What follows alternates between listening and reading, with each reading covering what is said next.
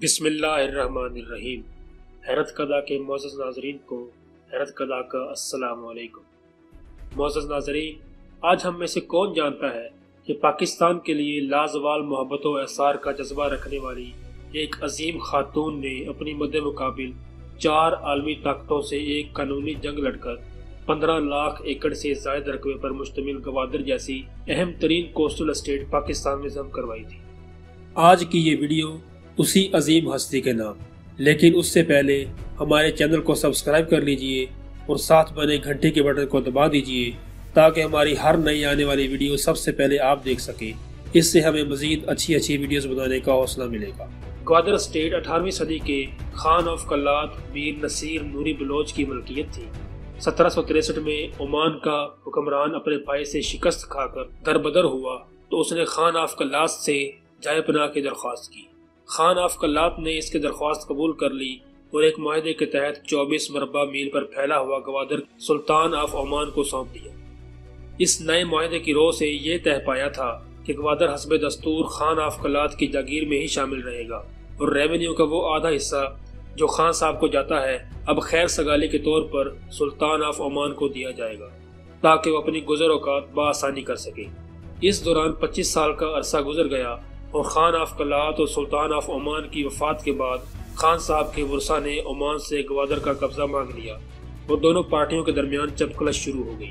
یہ لڑائی جب زیادہ بڑھ گئی تو اس مسئلے کو نپٹانے کے لیے برٹش کالونیل ایڈمنسٹریشن نے ثالثی کے بہانے مداخلت کی، لیکن انصاف کرنے کے بجائے اس وقت کے سلطان آف عمان سے اپنے لیے کچھ مراعات لے کر کلات خاندان کا دعویٰ یہ کہہ کر عارضی طور پر مسترد کر دیا کہ بعض دیگر گواہیاں بھی ان کے سامنے آ رہی ہیں جن کے مطابق یہ علاقہ عرصہ دراز سے سلطنت آف عمان کی جاگیر ہے۔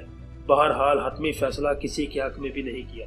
اس خدمت کے اوس برطانوی پولیٹیکل ایجنٹ نے سلطان آف عمان سے یہ ایگریمنٹ کیا کہ حتمی فیصلے تک گوادر کا انتظام برطانیہ کے پاس رہے گا اور پہلے کی طرح عمان کو گوادر کا آدھا ریونیو ادا کیا جائے گا، اور اپنی افواج گوادر میں داخل کر دی۔ یوں تقریباً 125 سال تک برطانیہ اس علاقے پر قابض رہا۔ قیام پاکستان کے بعد اس وقت کے خان آف کلات نے جب اپنی جاگیر پاکستان میں ضم کر دی تو پاکستان نے اسٹیک ہولڈرز سے گوادر کا معاملہ اٹھایا مگر کوئی سنوائی نہ ہوئی۔ پھر جب ایک امریکی سروے کمپنی نے بتایا کہ گوادر کی بندرگاہ بڑے جہازوں کے لنگر انداز ہونے کے لیے بہت آئیڈیل ہے، علاوہ ازیں اس بندرگاہ سے سالانہ لاکھوں ٹن ایکسپورٹیبل سمندری خوراک بھی حاصل کی جا سکتی ہے جس میں 35 اقسام کی مچھلیاں پائی جاتی ہیں۔ اس بات کی بھنک جب ایران کو پڑی تو انہوں نے اسے چاہ بہار کے ساتھ ملانے کا فیصلہ کر لیا۔ ایران میں ان دنوں شاہ ایران کا طوطی بولتا تھا اور CIA اس کی پشت پناہ تھی جو صدر نکسن کے ذریعے برطانیہ پر مسلسل دباؤ ڈالنے لگی کہ گوادر کو شاہ ایران کے حوالے کر دیا جائے۔ 1956 میں ملک فیروز خان نون نے جب پاکستان کی وزارت خارجہ سنبھالی تو ہر قیمت پر گوادر کو حاصل کرنے کا عہد کیا اور باریک بینی سے تمام تاریخی حقائق و کاغذات کا جائزہ لے کر یہ مشن محترمہ کو سونپ دیا۔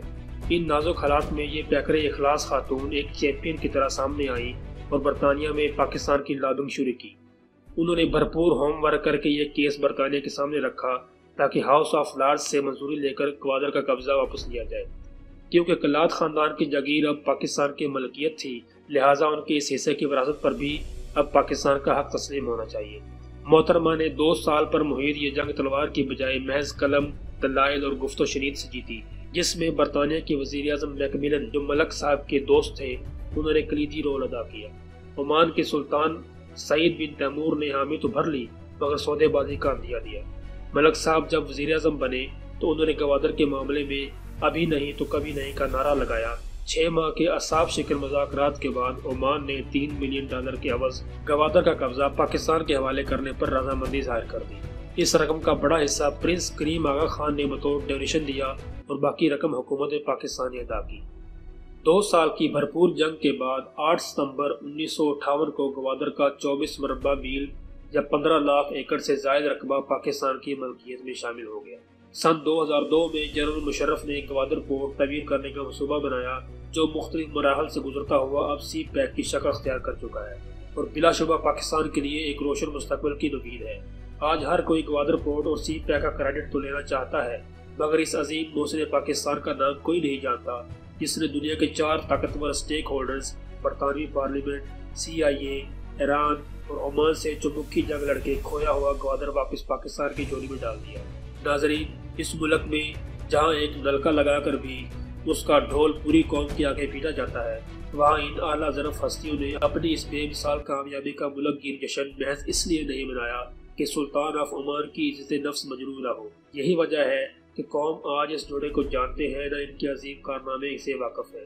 گوادر فتح کرنے والی ملک و قوم کی یہ موسم محترمہ وقار النساء نون ہے، جو پاکستان کے 7ویں وزیر اعظم ملک فیروز خان نون کی دوسری بیوی ہے، اور انہیں قوم سے متعارف نہ کرانا ایک بے حسی کے سوا کچھ نہیں۔ محترمہ کا سابقہ نام وکٹوریہ ریکی تھا، آسٹریلیا میں پیدا ہوئی، تعلیم و تربیت برطانیہ میں ہوئی۔ ملک فیروز خان نون جب برطانیہ میں حکومت ہند کے ہائی کمشنر تھے تب اس سے ملاقات ہوئی۔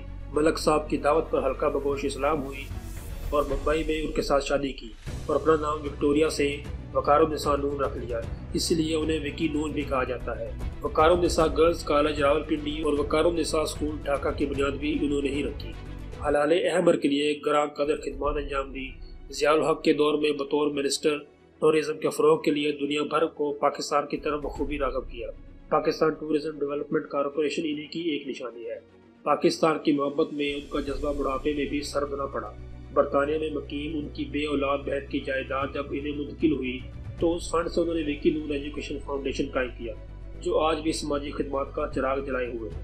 محترمہ کی وصیت کے مطابق اس فنڈ کا ایک حصہ ان نادار مگر ذہین طلبہ کو آکسفورڈ جیسے اداروں سے تعلیم دلوانے پر خرچ ہوتا ہے، جو واپس آ کر اس مملکت کی خدمت کرنے پر راضی ہو۔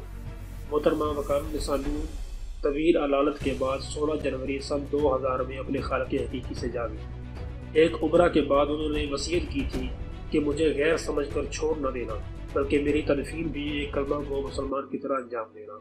محترمہ کی اپنی کوئی اولاد نہ تھی، ان کی حقیقی اولاد وہ پاکستانی ہے جو حب الوطنی میں ان کے نقش قدم پر چلنے والے ہیں۔ محترمہ کو گوادر فتح کرنے پر 1959 میں سرکار کا سب سے بڑا سول اعزاز نشان امتیاز عطا کیا گیا، مگر ان کا اصل انعام وہ عزت و احترام ہے جو ہم بطور قوم انہیں دے سکتے ہیں۔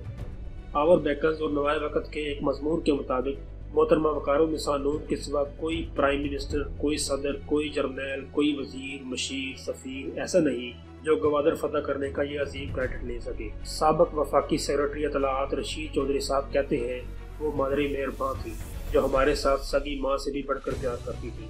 انہوں نے گوادر ہمیں دلوایا، وہ گوادر جو آج ساری دنیا میں مرکز نکاح ہے۔ سلام محترمہ وقار النساء نون، سلام اے مادر مہرباں، خدا تیری لاحت پر ہمیشہ شاد و نما شامل۔